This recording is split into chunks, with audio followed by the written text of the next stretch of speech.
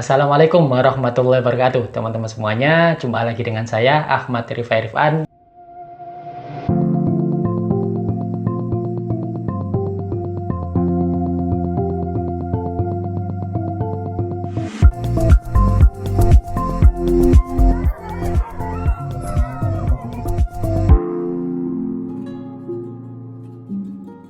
Sebagaimana yang saya janjikan di video sebelumnya, saya akan membahas tentang gimana sih caranya nulis buku yang menarik bagi pembaca sejak buku pertama.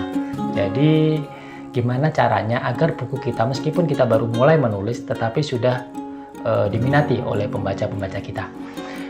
Yang pertama, menurut saya teman-teman sekalian, tuliskan tulisan kita itu dengan niat untuk sharing kepada pembaca. Jadi, sebagaimana yang saya ceritakan di video sebelumnya, saat itu saya menulis buku pertama tujuannya bukan untuk dibukukan. Jadi buku ini ya, buku 13 Rahasia Doa Lulus Ujian.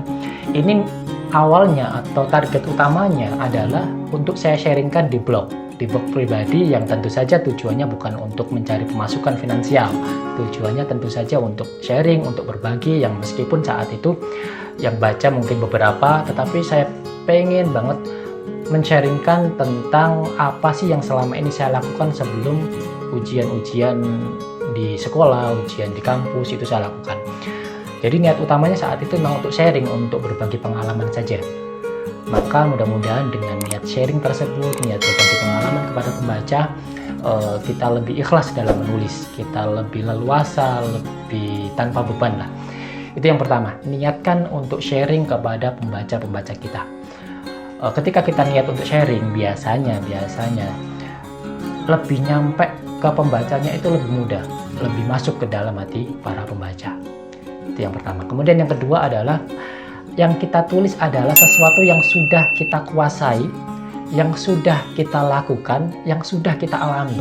Jadi bercerita tentang pengalaman itu mudah-mudahan lebih mudah bagi kita untuk menuliskannya. Kita bisa menuliskan tanpa beban, seolah-olah kita sedang menulis di diary, di buku catatan harian pribadi kita. Kita menuliskan apa yang kita alami, kita menuliskan apa yang selama ini kita lakukan, kita menuliskan apa yang kita renungkan, apa yang kita pelajari. Jadi bebas saja nulisnya. Nggak usah terlalu terbebani oleh aturan-aturan baku dalam dunia kepenulisan buku misalnya. Bahasanya harus begini, begitu, itu nanti setelah tulisan kita itu sudah jadi, kemudian kita perbaiki sedikit demi sedikit. Jadi mungkin dua hal itu yang paling penting menurut saya. Niatkan untuk sharing. Yang kedua, tuliskan sesuatu yang sudah kita alami, yang sudah kita kuasai. Jangan coba-coba menuliskan sesuatu yang masih ngambang di kepala kita gitu ya. Jangan coba-coba menuliskan sesuatu, apalagi sesuatu itu belum benar-benar kita kuasai. Karena di tengah kepenulisan biasanya sangat rentan terhenti. Karena apa? Karena kita masih belum menguasainya, masih ngambang di kepala kita. Jadi dua hal itu yang menurut saya perlu untuk kita lakukan di awal proses kepenulisan kita. Itu dulu dari saya.